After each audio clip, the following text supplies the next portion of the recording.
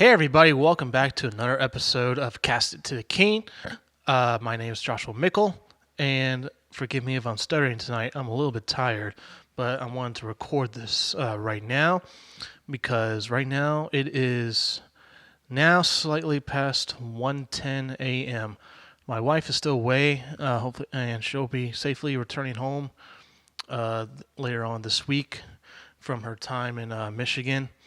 Helping her mother taking care of her grandmother.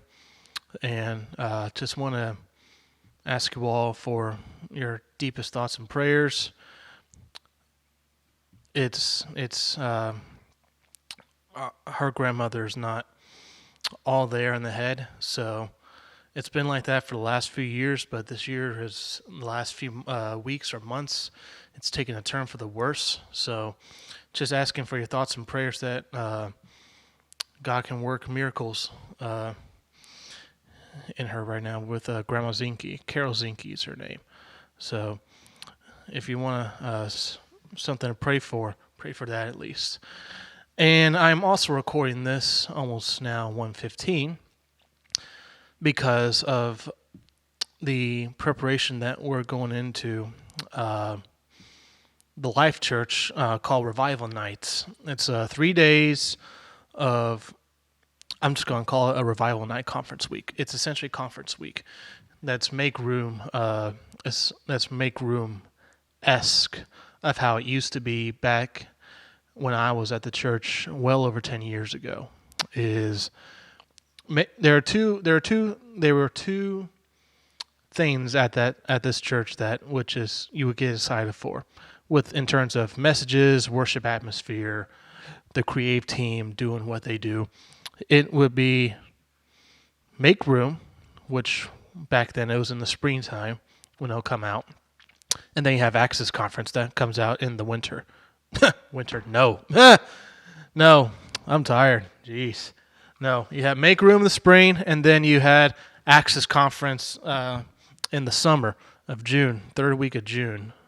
It always seems to be that third week of June. Man, a winter Access Conference, wouldn't that have been something? Maybe they could have pulled that off in 2020. Revival Nights. It seemed like it was going to be a simple setup, and nothing's ever simple. I now have to learn particular hard ways. I mean, not hard ways, but like ways to where it's like, oh, there's only 3 or 4 boxes that we have to uncovered and whatnot that we unloaded the other day. Turned out it was like a little bit more with like screen panels, and needless to say, I mean, I'm glad we got it done. I'm glad we got it done right now. All we got to do is just attach some lights and whatnot. But by the time next week rolls around, it's going to look incredible, as always. The creative team does a great job putting together the presentations, and I'm thankful to be part of that process of helping set up with Angie, Will, Marcus, Andrew, and the others there, of helping putting together the equipment that's needed to pull off such a presentation for the viewer, the audio, like the churchgoer, the person that's coming to church for the first time. So it's gonna be really cool. Of 3 nights of greatness, and the last night is gonna be capped off with a special Christian artist appearance. And later on in this video, you will see a promo. I will be playing a promo on this video of said Revival Night and I'll leave a link in the video here below for you to be able to find those Revival Night links that you can watch next week. And let's just say the special guest artists, me and my father, my whole family, we own his 2004 CD, and that's how far back we go in terms of listening to this guy. And very big in the 90s. My dad has some songs that he really likes. Echo's a good one. Rejoice to the Lord was always the one that I would just play my drums to growing up when I was in elementary school, and still wanted to be on the worship team back there, and then Virginia in Hampton Roads. What to talk about today?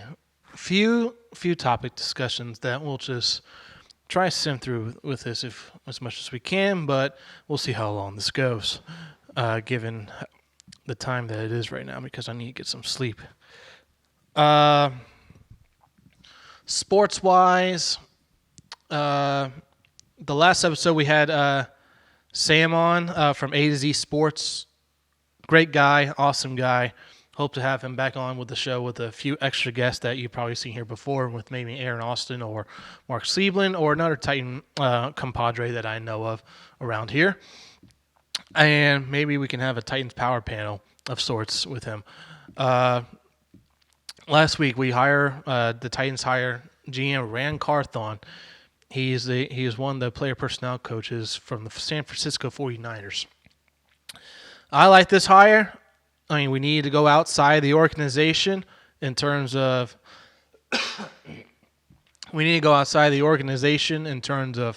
getting a different perspective, some fresh eyes, and to assess the situation.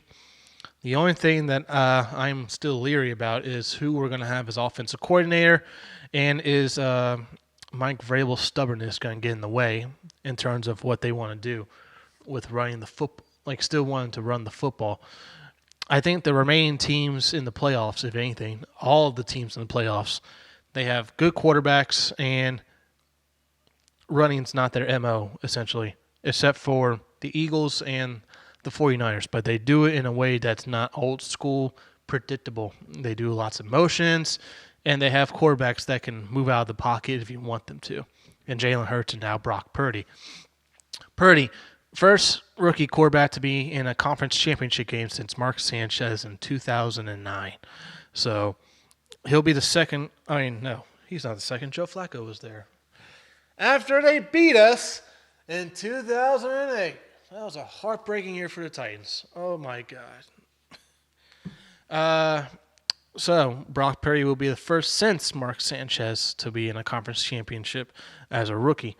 We'll see if he can make the Super Bowl and be the first rookie to start a Super Bowl in the NFL. Back to the Titans, though. A quarterback is going to be a question going forward. Do we move forward with Tannehill, or do we cut him? Do we trade him? What do we do with Derrick Henry? What do we do with Jeffrey Simmons? Of all that sorts. There's many ways you can slice up this offseason of where it could go, and it can go in multiple directions. We can tank and try to get one or two quarterbacks coming out in next year's draft, and Caleb Williams or May. I don't know his first name off the top of my head right now. Tank for one of those two, or to stay stagnant with what we're doing right now as an organization, and just settle with what we're doing, and mediocrity will either make us miss the playoffs, or we're going to make the playoffs, and then get bounced immediately. Or it could take a very unique route of competing for a deep playoff run and championship. And realistically, that's only going to happen between one of the few options following. The third is going to be by the hand of God if it happens, but it's not going to happen. And I'll get to that third one in a bit. The first option is obviously going to be Tannehill plays his butt off like he did in 2019 and 2020 in the season, and then pulls over into the regular season, and then we're threatening for a Super Bowl appearance. The question is, will we beat Cincinnati or Kansas City or Buffalo of those likes, because they're in our conference, and we have to get over those humps because they can throw the football. We have not proven to do that yet, but we'll see what happens this year in the offseason with weapons, coordinator, and quarterback play. That's option number one. Option number two, you trade or sign one of these big name quarterbacks out there. Derek Carr is a name that's been mentioned. Some have liked. I was actually not too. I was not too. Opposed to the idea of signing Derek Carr. Now, now that I'm thinking about it, is that if you trade Tannehill or cut Tannehill for half his salary, essentially you're still paying him. That other half's just going to be picked up with the signing of Derek Carr, and then you're going to have to worry about him years from now if he doesn't produce for you. Another option you can do is bring in Aaron Rodgers or Tom Brady. I honestly don't want Tom Brady based on what he did this past year, and based on their production down there in Tampa Bay. It was no different than us in Tennessee. The only difference is that they have an NFC South that essentially took the title from the NFC East as the worst division in the NFL, and that's the only reason that the Buccaneers made the playoffs, let alone host a playoff game. Maybe the NFL does need to change that going forward and have an NBA style of you can win your division, but it's not going to guarantee you a home playoff game. So we'll see about that going forward with NFL rules. That's probably not going to happen, unfortunately, but we'll see what happens. Aaron Rodgers. He's going to be expensive. He's going to be very expensive. And unless he takes like a 1 or 2 year deal, I don't want him because he's just going to be more expensive. And we need to sign O-linemen and receivers and other pieces on the offense to revamp this offense going forward.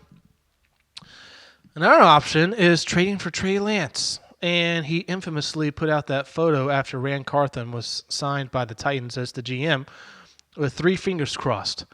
Now, those that want to say he was just wishing him good luck, I want to know what you're smoking. I want to know what you're smoking or what drugs you're on, because that is not what he meant by that. And based on the NFL players and athletes' social media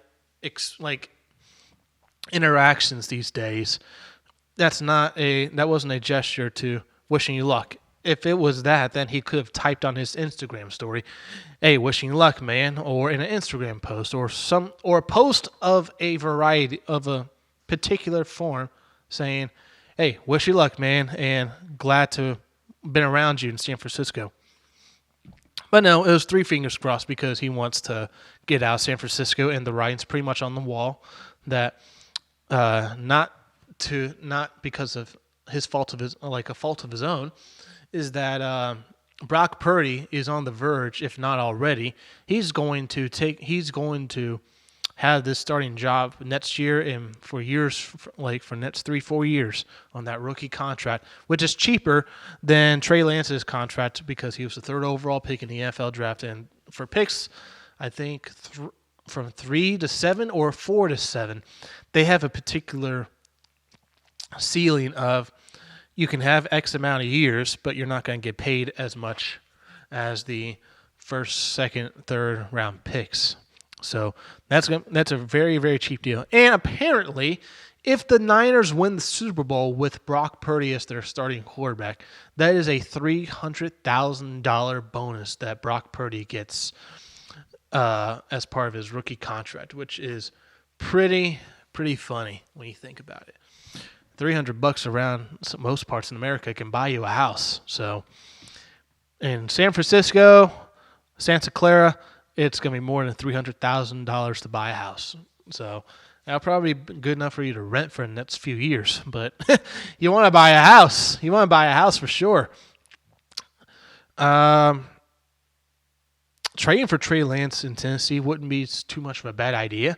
It will definitely be rid of the Joshua Dobbs hype in Tennessee right now for a particular set of Titan fans that I cannot stand, nor can they give me real logic of this guy being really good. He is not shown to be really good. Just because he can run a putrid offense doesn't mean that he is a good quarterback. He lost to Mason Rudolph for two, not a one-time thing. Twice he lost to Mason Rudolph for the backup jobs in Pittsburgh. And then he was bouncing around the league from Pittsburgh to Jacksonville, back to Pittsburgh, and then Cleveland, Detroit, wherever he was. Why couldn't he hold down a job? Why couldn't he be a backup somewhere? Why? Just because he's smart and he's a Rocketeer scientist or something that folks want to keep emulating about him doesn't mean he's a good quarterback, nor does it mean he's a backup quarterback. He's a journeyman, and he is a third-string quarterback. He's essentially Logan Woodside, but black, and he can run. That's the only that's the only thing that's difference between him and Logan Woodside. He can run, and he's not white. So that's the only difference between him and Logan Woodside, in my honest opinion. So, if anything, if Trey Lance means Joshua Dobbs is a gun, by all means, let's get him out of here. And Trey Lance, we honestly don't know what's going on with Trey Lance because with Trey Lance, he's only got a few games starting last year. He was supposed to be a starter this year. His first game was drenched in rain that you could slide in it, and every time you would take a step, it's like stepping in a puddle. It was essentially the Puddle Bowl for Chicago right there, for the Chicago Bears for the first game of the year. And then the second game of the year, it was like somewhere on the first drive or the first play that he just busted his ankle or his leg, and he was rendered out for the year. So you've only seen him in preseason games, and you've only seen him a few snippets in the regular season. You don't know what you can do for a full season. Trey Lance is the ultimate wild card, is in terms of you don't know what you're getting, and whoever the offensive coordinator is, you got to be able to roll out plays that suit his abilities and for him to get to the receivers they need to get to. Now the third option, it's going to be by the hand of God. By the hand of God, he's smiling on this organization if this happens. And I, for the first part of this, think might happen. The results probably won't happen. Malik Willis, you start him this year in 2023. You cut Tannehill. You use that $18 million to beef up your O-line. You draft a wide receiver first in your first round pick. Probably get Quentin Johnston, hopefully out of TCU. And if he falls to you, you take him. If we go off of Malik Willis for a second. If we go another, I am old enough to remember in 2007. No, it was 2008. The 2008 draft. We were just coming off of a playoff appearance for the first time since 2003. Vince Young had led us to the playoffs, 10 cents record, and we faltered against the Chargers. We did not have good weapons on offense. We lacked wide receivers. We lacked them. Justin Gage was not a solidified number one receiver. I mean, at the time, he was probably one of the best things for us at the time. But everywhere else, oh my God, that was a horrible receiving core, just thinking about it. We had Lindell Wyatt as running back, and then we had Chris Brown. Chris Brown was his name at running back. Not the artist. His name was Chris Brown. And we were going into, and he was decent. Chris Brown was actually decent for us in Tennessee. He was actually decent for when he was in Tennessee, but he wasn't the number one running back. Everyone knew that. Going into the 2018 draft, you had the likes of Deshaun Jackson, who I thought was the best wide receiver in the draft. And Titans were picking at 24, and this is before the draft rules were switched to where if you have a lower record and you get eliminated in playoffs, you get a higher pick. It was based on record from 1 to 32. It wasn't based on 1 to 15 or 16, and then you determine it by playoff appearances and whatnot. Because I think that was the year. Was that the year?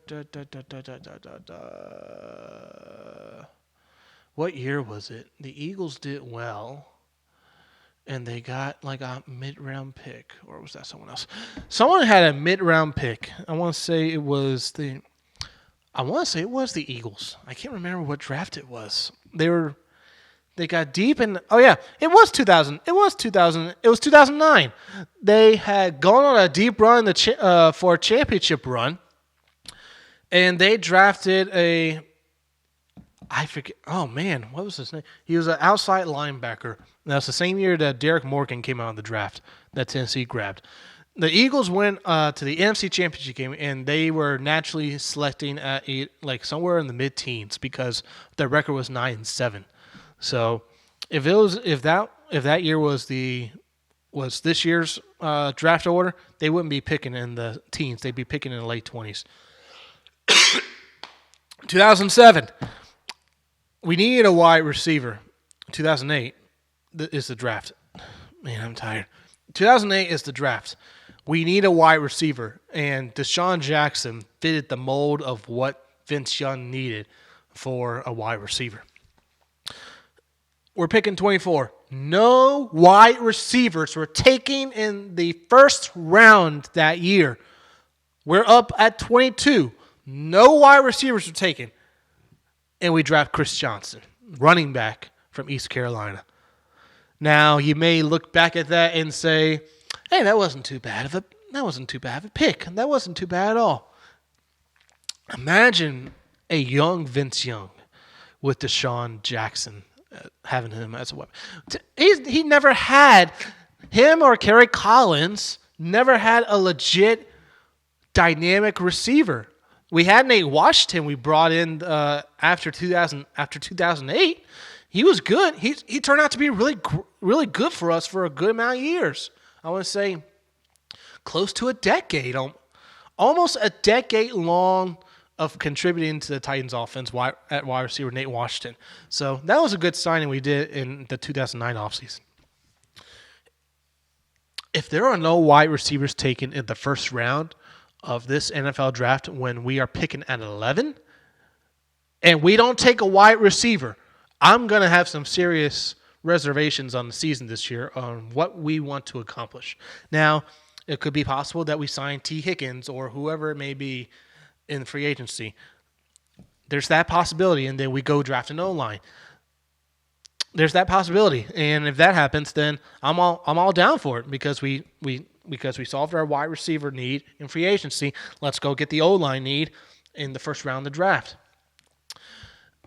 I'm operating under the assumption that even if we don't get the O-lineman in the free agency, we need to get the receiver in the draft in the first round if possible. If none are taken, you have your plethora of choices. If Quentin Johnston is there at 11, you need to take him and run with it because the dude is big, he is fast, he can catch the ball, and him opposite of Treylon Burks. And imagine if you get T. Higgins. You have a 3-monster wide receiver combo. You have a 3-monster wide receiver combo for Tennessee that you haven't been able to boast, you haven't bragged about in a long time. When was the last time we had 3 great wide receivers? I honestly can't think of it. I can think of the times we've had 2 really good wide receivers. I can't think of where we had 3 really good wide receivers. Maybe back in 2009 when we drafted King Britt, when he was a rookie, he was a number 3 wide receiver at the time. Then we had Nate Washington, and then we had Justin Gage. Justin Gage was on his last legs, but he was a serviceable number 2, but he was playing number 1. Nate Washington came in as the number 2, and we drafted Kenny Britt first round, and he was a number 3 for us. Maybe the hype around that when I was a fan way back when, and still am. I mean, maybe the hype of thinking about those 3. Maybe I can think about that, but results say that never panned out. So we know T. Higgins is good. Treylon Burks, if he's healthy, can produce for you. Just get him the ball. You got Chigo Okonkwo, who is emerging as a number 1 tight end. And going forward with my computer just went to sleep for a second. And if you get, Rand Carthon famously drafted George Kittle in the later rounds, and part of his job in San Francisco is assessing talent in the draft in the lower tier rounds. So he's responsible for some of the impact players that are on San Francisco right now, most notably Brock Purdy this past draft and a few years ago with George Kittle, the tight end. that's going on there in San Francisco. You gotta stack your weapons at wide receiver. You got no choice. You have to. You gotta be able to air it out and do what you gotta do. So that's the draft. I totally got off topic. Malik Willis, to get back on the topic of three things that, like three options at quarterback. The third option is going to be by the gift of God. It's going to be God smiling down on us. And what I think the Tennessee Titans are actually going to do this year, barring a trade or a signing of a major quarterback out there, we're going to start Malik Willis. And whoever we bring in as offensive coordinator needs to craft a game plan and a system around his skill set the same way that the coaches in Miami, Philadelphia, San Francisco, Buffalo, and Kansas City, all these top-tier passing/running teams that have their offenses built around the play of their quarterback and the style of their quarterback. Malik Willis did not have that opportunity this past year. And if you watch every single play, they are treating him as a lesser quarterback. And at times, not at times, you could see all the time that when he was in, you could clearly see it was a system he was running that wasn't based on a skill set. It was Malik Willis was in a quarterback, but he was running plays that were designed for Ryan Tannehill as quarterback. And that's something that Joshua Dobbs was able to capitalize well because he has a similar skill set to Ryan Tannehill in terms of passing the ball and running an offense. And for those that want to say that Joshua Dobbs was all that, no, he's not. And he's not the answer at quarterback, nor is he your backup unless we cut Malik Willis or we cut Tannehill and we keep Joshua Dobbs as the number 2 quarterback. Now, that is going to be a little dicey if that happens, if Joshua Dobbs is the number 2 quarterback behind Malik Willis. But this year, cut Tannehill, use that extra cash to sign players and sign players that you can contribute to your team, bolster up the wide receiver core, bolster up the O-line, and have an offense that Malik Willis can thrive in. If he can take you places in 2023, he's your quarterback going forward. If he is not doing well, then you have the luxury of not winning games, and then you are right there in prime position to trade up for one of those top 2 quarterbacks in the 2024 NFL draft. Those that say they don't want to tank, you got to face reality. Is that we are not going to win a Super Bowl with middle-of-the-road quarterbacks. It's not going to happen. It's just not going to happen. Look how downtrodden the Bengals have been their entire existence, and then they get Joe Burrow. They draft Joe Burrow, and now this generation of fans are going to grow up thinking that the Bengals are a winning team. They used to be the Bungles. They are no longer the Bungles. Not since Joe Burrow arrived in town. And then they draft him the next year later. They did not draft the O-lineman from Oregon that folks said that they were going to draft because they had trouble with the O-line and they needed some help with the O-line. They did not draft the O-line from Oregon. They drafted the wide receiver, Jamar Chase. Those that said it was just to make Joe Burrow happy, yes, probably that went into it.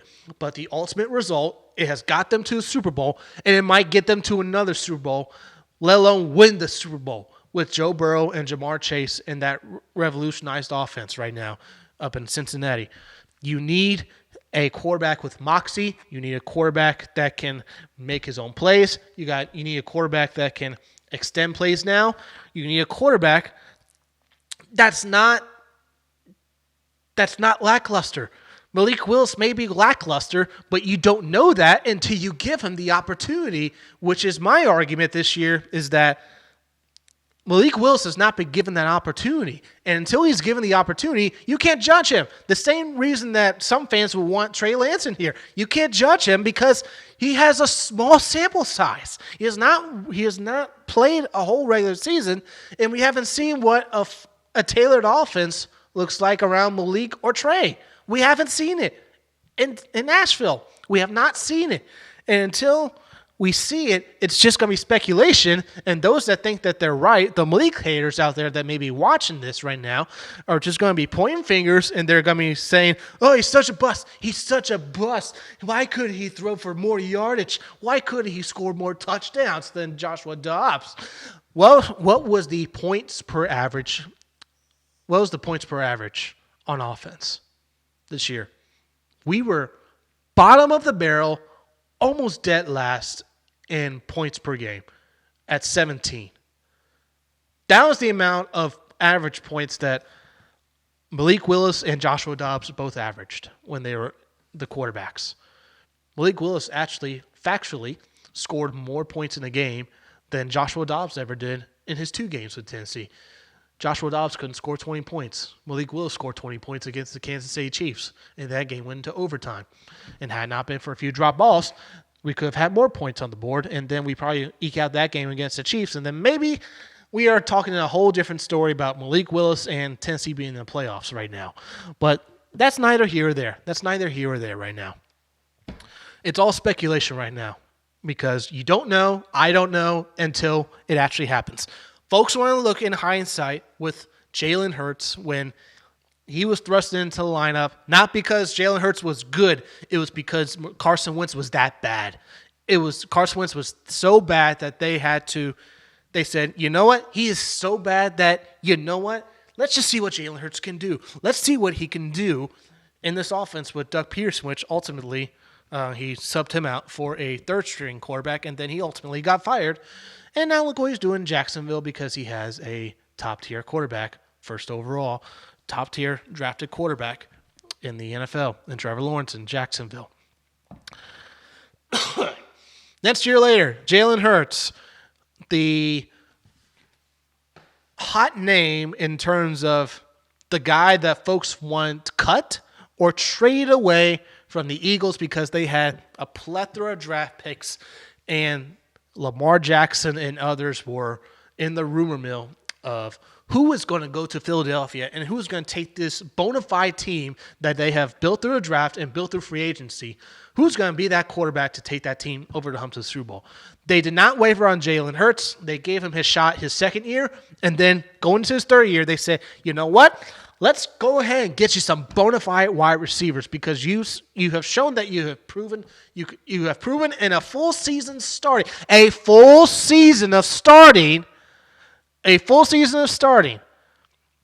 You have shown us that you can play for us in your third year. And to help you, we're going to go ahead and trade for one of the top tier wide receivers in the NFL and A.J. Brown. Yes, Tennessee, in hindsight, may have made a boneheaded decision. But also hindsight says that if Treylon Burks can stay healthy and Malik Willis turns out to be really good, that trade's going to work out better for you because you get your franchise quarterback and you get a still impactful wide receiver. But we won't know that until 2023, 2024, and then when it all ultimately unfolds in 2025 of him being off the roster or he's still on the roster starting or if he's a backup or a bust. But they gave Jalen Hurts that shot in year 3 this year. He is an MVP candidate. I am not saying Malik Willis is an MVP candidate. I am not saying Malik Willis is that of Jalen Hurts. The situation and his skill set are similar to Jalen Hurts in terms of being able to move out of the pocket, and you can complete. And they both have the deep arm. Jalen Hurts was not known to be accurate until he was given his full opportunity to show it on display in year 2 and now year 3. Malik Willis has not been given that full opportunity to start a full year, and we'll see what might happen this offseason and see if Malik Willis makes strides in improving his game, both mentally and with his legs, as infamously said during training camp and whatnot.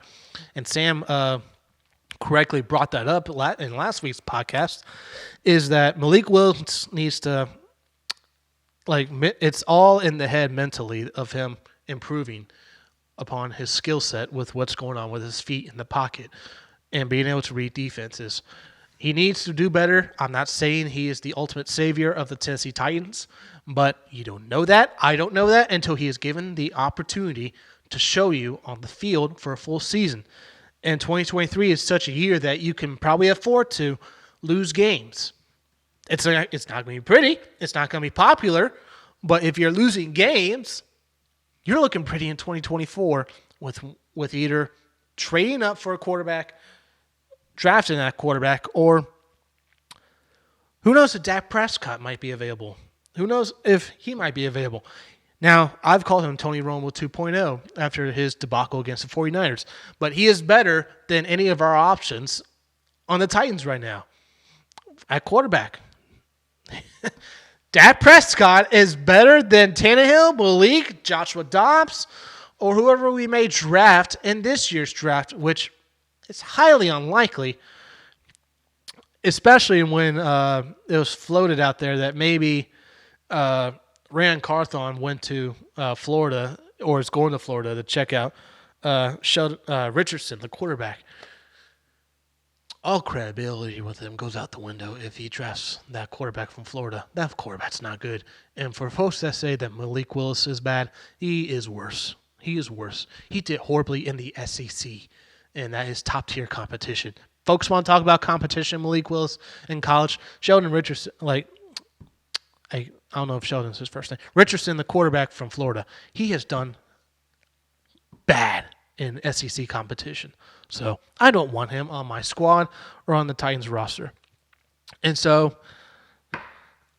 I want Malik Willis to be the quarterback so he can get that opportunity. And if it turns out well, then we have ourselves a great quarterback with 2 years left on that rookie contract that's cheap.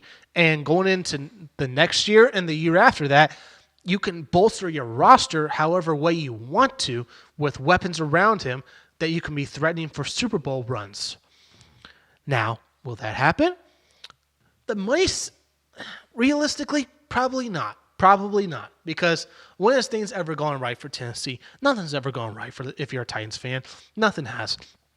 Not since Jeff Fisher in his 7-9, 8-9, 8-8, 9-8, 9-7 times. Not since when we have Mike Munchak as the head coach, Mike Mularkey, Ken Wisenhunt, and now we're on Mike Vrabel. There's no hope. There is absolutely no reason to believe that we're going to be good or ever will be contending for Super Bowl. We may win a playoff game or so every now and then, but we're not going to win a Super Bowl. We're just not going to win a Super Bowl anytime soon until we get that franchise-altering quarterback. Is that on our roster? It possibly could be with Malik Willis, or maybe squeeze out as much as you can out of Ryan Tannehill this last year. It could be on our roster. But right now, as it stands, it is not. And that is going to be the unique thing that Rand Carthon is going to be challenged with going forward this offseason, with how do you assess the Titans and what moves do you make to this roster to make it better. And so that's my Titans take, and we are right now almost at 40 minutes. So much for me thinking this is going to go on a 30-minute little spew, and then I can go to bed. What else is going on? I mentioned Life Church. Funny enough, it's one more thing on sports is for football. If you're a Cowboy fan, if you are a Dallas Cowboy fan, how many times have you heard this story? You're doing great in the regular season. You're doing great. You're winning against the playoff teams. The year before, you're winning against playoff competition this year in the regular season. You're going to go to the Super Bowl. You said the year before this was going to be the year you win the Super Bowl. How many times have we seen the same results with Tony Romo and now Dak Prescott, where there's always an excuse. There's always an excuse of how you lost in the playoffs. There's always an excuse. When Tony Romo was playing, he was missing one of those wide receivers, even though he had Dez Bryant out there and a whole bunch of others. He had Jason Witten for a good amount of those years, and he's not a bad tight end. He had T.O. T.O.'s not a bad wide receiver when they had him. He's not bad at all. They had CeeDee Lamb. They had Amari Cooper. They have Ezekiel Elliott. They have the other running back's name slipping my head right now. Is slipping my brain right now what his name is. He's their starting running back this year. You have a team over the past decade plus now, as far as I can remember, no matter who the players are, no matter who the coaches are, no matter who the coordinators are, no matter who's calling plays, no matter who's throwing the football, the results seem to be the same with you guys. For as long as I follow the NFL, since 2006, when we moved to San Diego, I was watching football like wall to wall since 2006. So apparently, since well before 2006, and now coming up on 2023, the Dallas Cowboys have been the equivalents of the Washington Capitals of the NHL. And for those that may be hockey fans, they will nod their head in agreement. Pre-2019, the Dallas Cowboys are the equivalents of the Washington Capitals pre-2019. What does that mean? There's a guy on YouTube that goes by the name of Urinane Tree. Now, his videos may be explicit. They may like such swear words that you don't want to watch the video. But his points are very on point, and his statements about particular teams or years of a franchise are so on the nose that it's true. Because there is a segment in the Washington Capitals video. I will put in the link in the description below. There's a segment towards the end of the video where you see back-to-back years of congratulations, you can't make it past the second round. Congratulations, you once again can't make it past the second round. Next year goes by. The good news, you didn't get eliminated in the second round. You got eliminated in the first. Another year goes by. Congratulations, you still can't make it past the second round. And the Washington Capitals' nemesis, since their franchise's existence, is the Pittsburgh Penguins. And now the Pittsburgh Penguins to the Dallas Cowboys are the equivalent of the San Francisco 49ers. You go full Cowboys again, and you get eliminated to, what do you know, the San Francisco 49ers. This is now 2 years in a row. You lost to San Francisco in the playoffs 2 years in a row. Are they your boogeyman now, Dallas? They seem to be your boogeyman nowadays in the playoffs. So it's always a good day to laugh at the Dallas Cowboys. Not so much some fans that I know, because they're good, honest people, and they're honest about their fandom.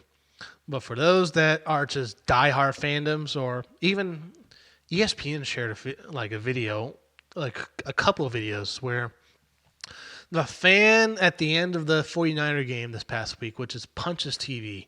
So that's how rough fandom is for some of the Dallas Cowboys sect of fans out there. And it is a good day to laugh at Cowboy fans, especially those that you can go 1-15.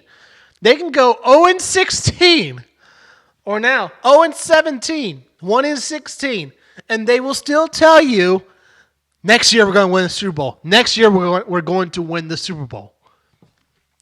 I tell you what.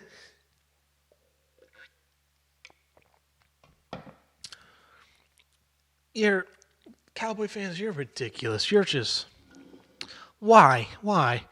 I mean, you have your 5 trophies you can cling to. That's the only fallback you have.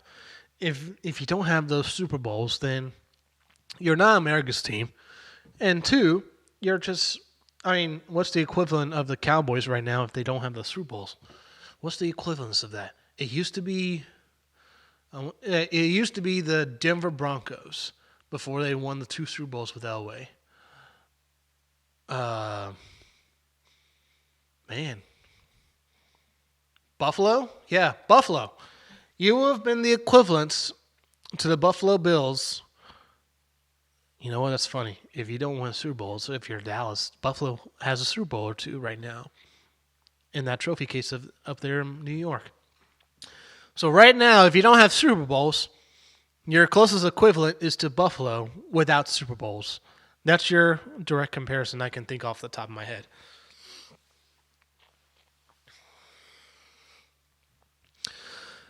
So going into this weekend with the AFC Championship game, Joe Burrow's going to win, and they're going to win convincingly, I believe. It's going to be tooth and nail fighting it out with the with the Eagles and the 49ers. I have a friend of the family. Maybe will soon be my brother-in-law. His name's Keith. And if you're watching this, I wish no ill will of your Eagles. But yeah, I wish no ill will of your Eagles. That's all I will say. So I'm hoping for a competitive game as a football fan. I'm not going to lose my mind if the Eagles just torch Brock Purdy and expose him for the last pick in the NFL draft that he is. Because that's just so Philadelphia to go in there and win a Super Bowl the way that they're playing. And then they'll go another few years of not winning a Super Bowl. And then maybe get back there eventually. I mean, I don't know. Maybe it's a Philly thing, as they're calling it. Maybe it's a Philly thing of how they like to now turn over coaches and then get Super Bowls out of them. So we'll see what happens with that. Now, with that out of the way, try to wrap this up. Last of Us is now out on HBO. I'm able to watch it through Amazon.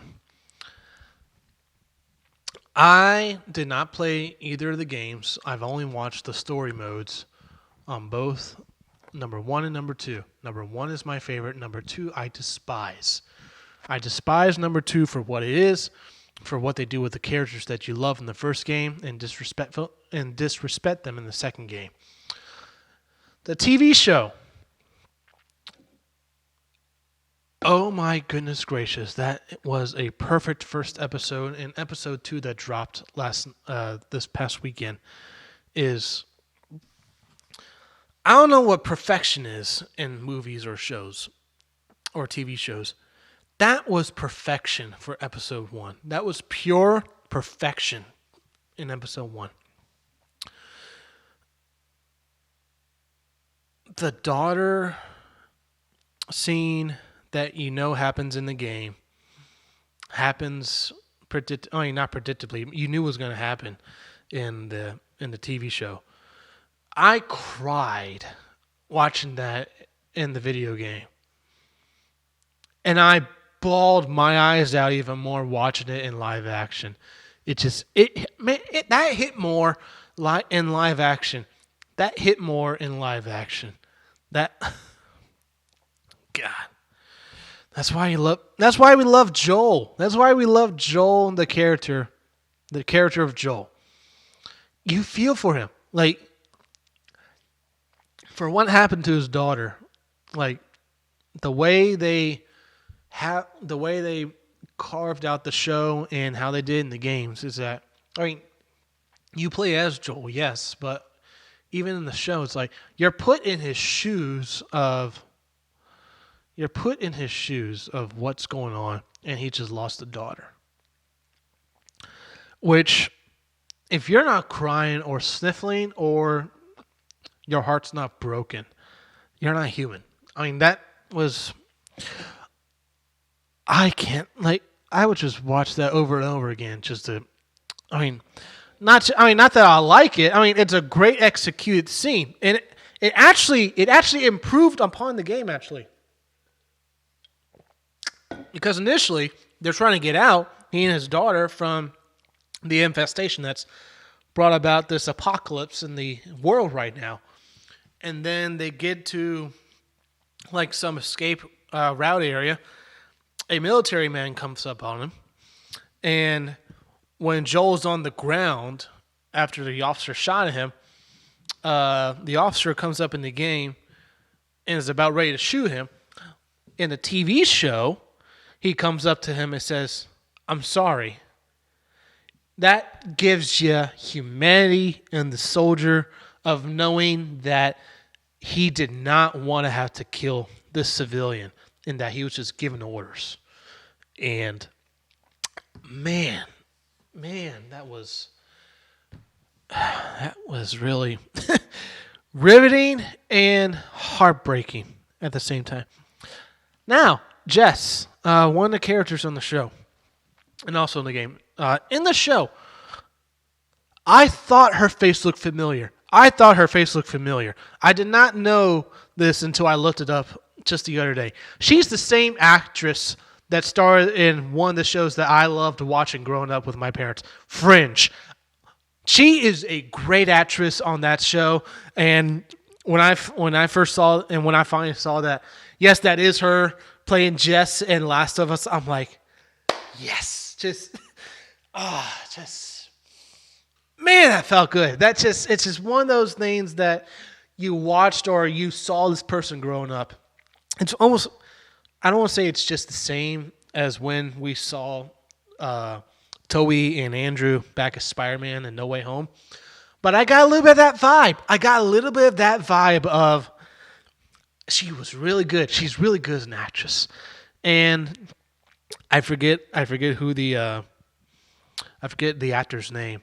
He's like the hotel clerk or something in John Wick, the black actor in there.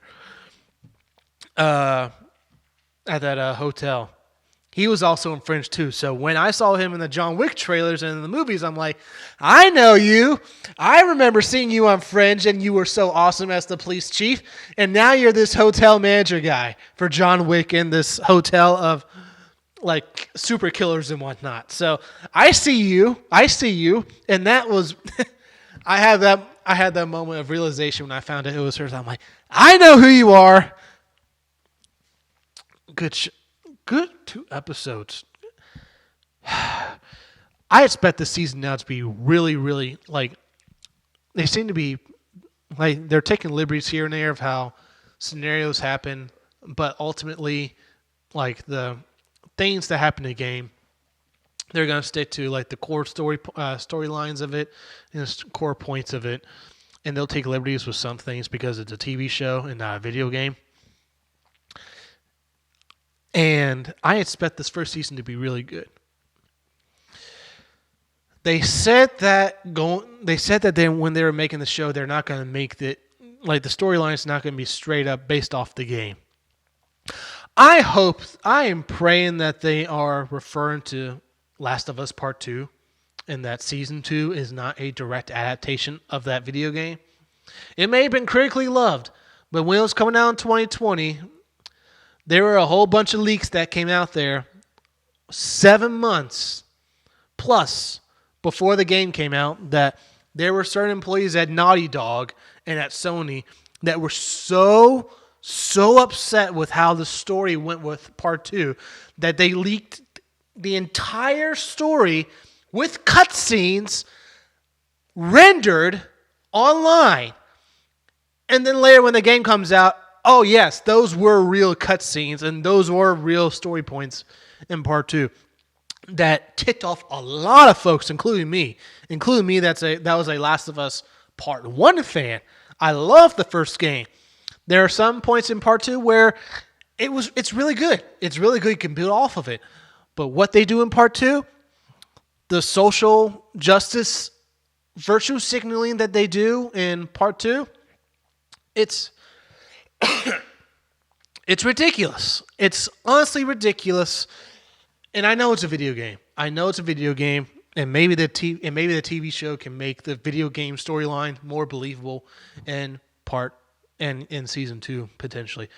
But you cannot tell me that villain in Part 2 There's no one out there that can look as buff as her.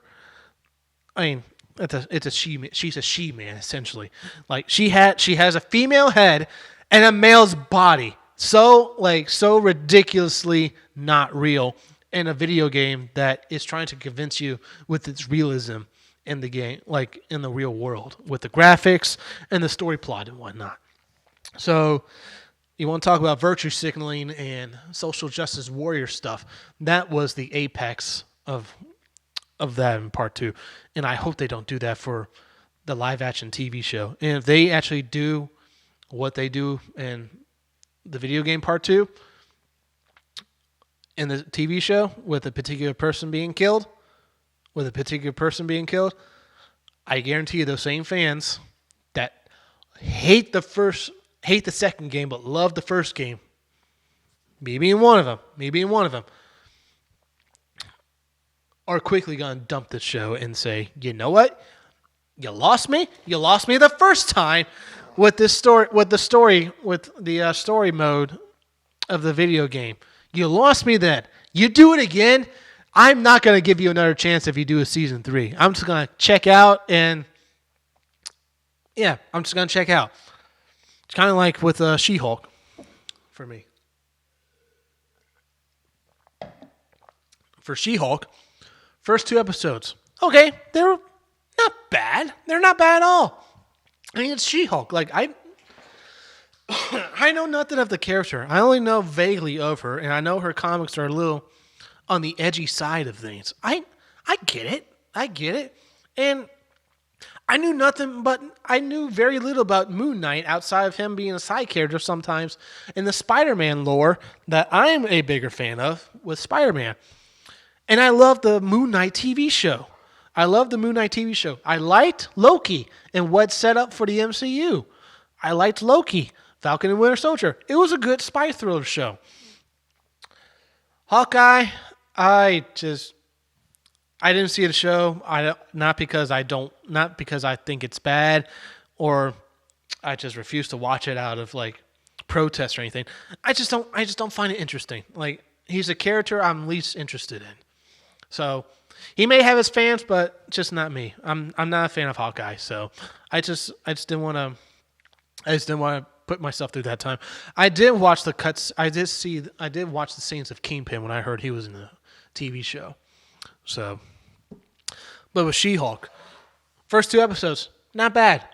3rd episode, when there's a particular segment in like the courtroom and like Megan Thee Stallion is like mentioned because the shapeshifter shapeshifted into her to fool a particular client that She-Hulk was defending.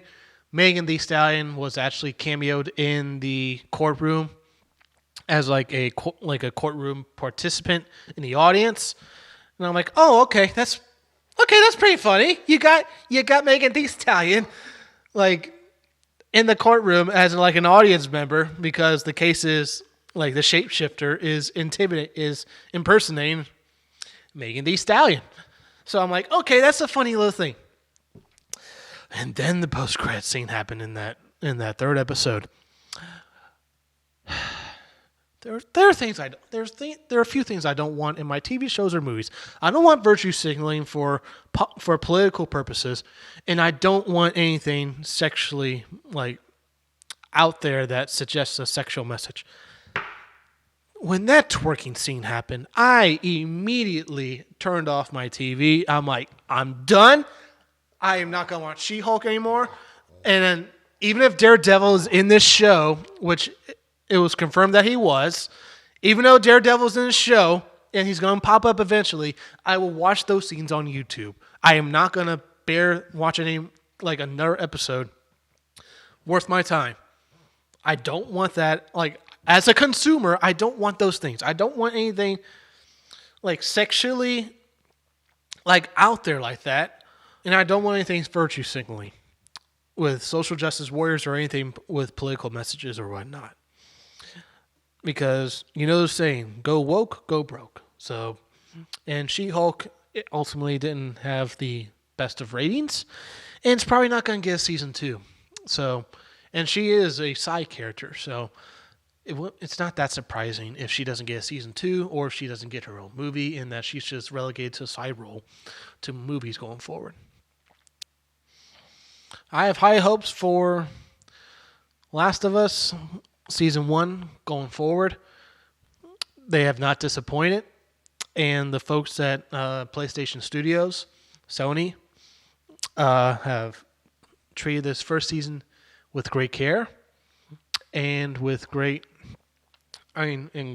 steadiness in knowing what their story is and not licensing it off to another studio that may twist up the story a bit and change it for what it is not.